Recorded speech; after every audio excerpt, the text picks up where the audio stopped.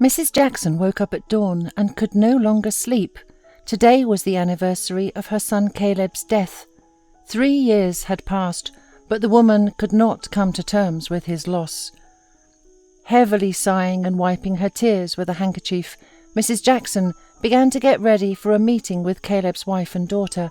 Together they were going to the cemetery. Mrs. Jackson had a long bus ride, looking at the yellowing trees and grey clouds that covered the sky since early morning. The elderly woman was worried that she could not make it in time, and Helen and her granddaughter Molly would go to the cemetery without her. But the daughter-in-law was at home. But she wasn't alone. A man was in the apartment. They sat in the kitchen and just talked, but even that infuriated Mrs. Jackson. "How quickly you forgot your husband! You're already dating another man, and moreover, on a day like this," Mrs. Jackson said angrily. "And you, a normal man, why do you need all this? A widow with a child?" "Aren't you ashamed to talk like that?" muttered Helen, embarrassed. "Morgan, I'm sorry. It's a pity you had to listen to all this. You should probably leave now." "And I have nothing to be ashamed of," continued Mrs. Jackson with indignation. "I came to honour my son, to his home, and what on earth do you allow yourself here?" Morgan, also quite embarrassed by the elderly woman's behaviour, stood up from his seat and, after promising to call, left the house. Mrs. Jackson smiled maliciously, and Helen stood there, dumb with resentment. A little later, Molly returned home and immediately realised that her mother and grandmother had had a big fight.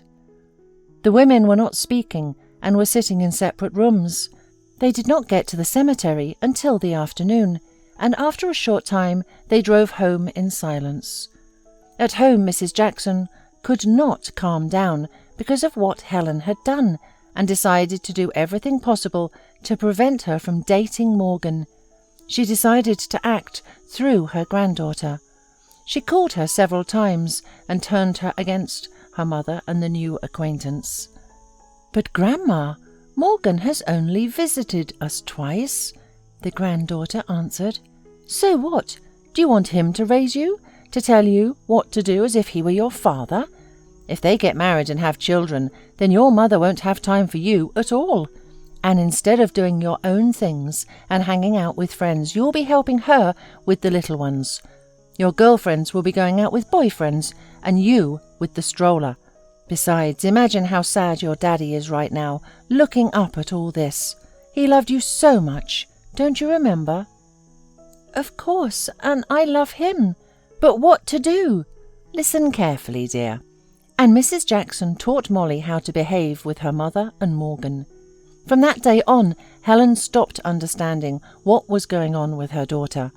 The girl threw tantrums, complained about Morgan, and accused him of the fact that everything in their lives had changed, and not for the better.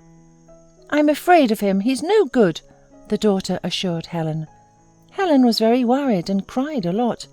She was widowed early, and Morgan was the first man she had been in contact with since then. The woman felt for the first time that she wanted to live and love again, but her daughter's attitude left her no choice, and Helen stopped seeing Morgan. Several months passed, and all this time Mrs. Jackson did not visit her daughter-in-law and granddaughter. When she finally visited them, she was horrified. The house was a mess, and the refrigerator was empty, but Helen did not seem to care at all. She looked at it with an indifferent, lifeless gaze, and even her daughter's absence at home at this late hour didn't bother her. "Oh my God, what are you doing? How could you let it go like that? It's unacceptable." "So what?" replied Helen in an indifferent tone. "You may scold me, I don't care." "Has Molly still not come? But it's so late." "It's okay, she's probably somewhere with her friends." Helen tossed indifferently and went off to her bedroom.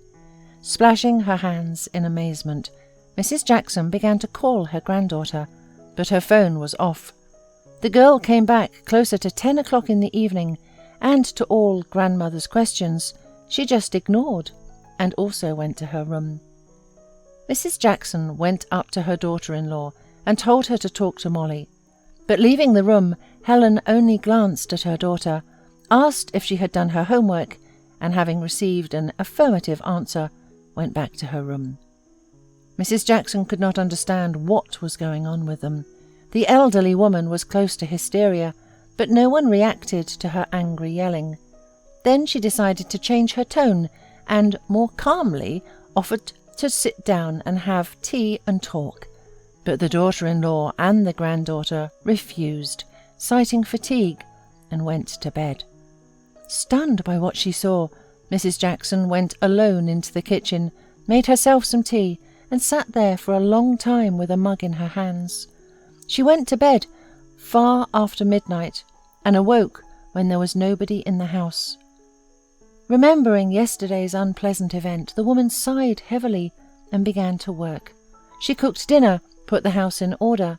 When Helen and Molly came back, they thanked her sparingly and went back to their rooms. And then in the evening, the granddaughter, against her grandmother's prohibition, went out for a walk again. Mrs. Jackson stayed with them a whole week, but she was unable to restore peace and harmony in the family, and in fact, there was no family at all.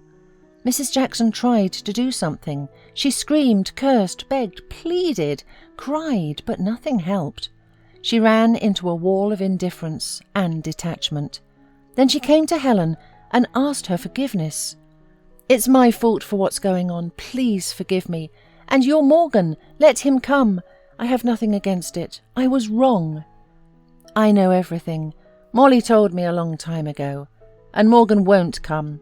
I've done everything for it." With her head down, Mrs. Jackson went to pack her things, and no one held her back. Her heart was so heavy that she decided to go to her son's grave, to sit there in silence and talk to him, to pour out all that troubled her soul. Mrs. Jackson slowly walked through the cemetery, immersed in her thoughts, and did not notice how she got lost. When she saw a man at one of the monuments, she decided to ask him where the exit was, but when she came closer, she was surprised to recognize him as Morgan, Helen's acquaintance. "Good afternoon, Mrs. Jackson." He recognized her too. "Let me show you out. But please, wait 1 minute." Morgan took a soft cloth out of the bag, wiped the portrait of the monument he was standing by, and turned to Mrs. Jackson again. "That's my father. The monument was installed recently. I came to check if everything is all right." Looking at the monument, Mrs. Jackson felt an icy shiver go through her. Her first husband was looking at her from the portrait. Barely reaching the bench, the woman sank heavily on it, closed her eyes, and memories from the past overwhelmed her so that it was hard to breathe.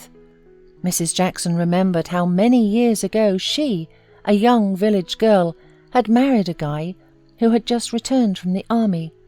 After entering the university, she realized that she was pregnant. After giving birth to a son, whom she named Morgan, she went to the city to continue her education, leaving the baby with her husband.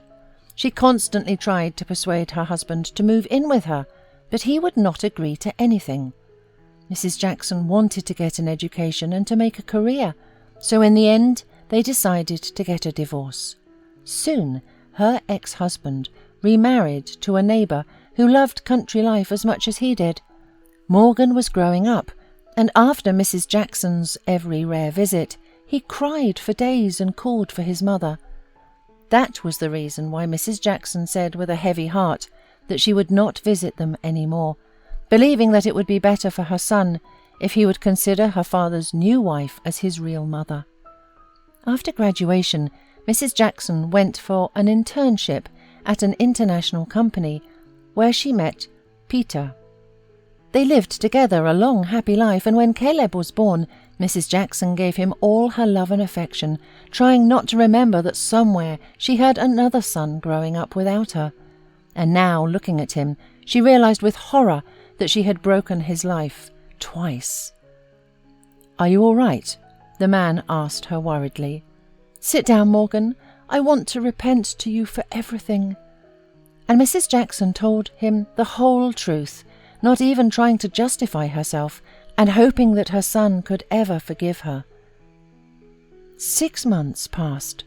Mrs. Jackson stopped visiting Helen and Molly, only occasionally calling them. The woman had lost a lot of weight, lost sleep and peace, and constantly thought that she would not have enough time to fix all her mistakes. On the day of her birthday, Mrs. Jackson barely got up from bed, cleaned herself up, and, standing in front of the mirror, could not hold back tears, feeling miserable and needless. But she had no one to blame but herself. Suddenly the gate creaked, and looking out of the window, Mrs. Jackson saw an unfamiliar car parked in front of the house. Molly and Helen walking along the path. The elderly woman ran out to meet them, rushed to hug and kiss them, and they, laughing merrily, handed her boxes of gifts and wished her all the best. Then Mrs. Jackson noticed Morgan walking toward them with a huge bouquet of flowers, and was dumbfounded. "Son," whispered Mrs. Jackson. "Happy birthday, Mum," said Morgan, and hugged her tightly. And then Molly happily whispered in her grandmother's ear that she would soon have a brother or sister. Mrs. Jackson turned her gaze to Morgan and Helen, who stood next to each other, smiling happily, and tears of joy ran down her cheeks. She looked at her children and was grateful that they had forgiven her and loved her, despite the mistakes she had made in her life.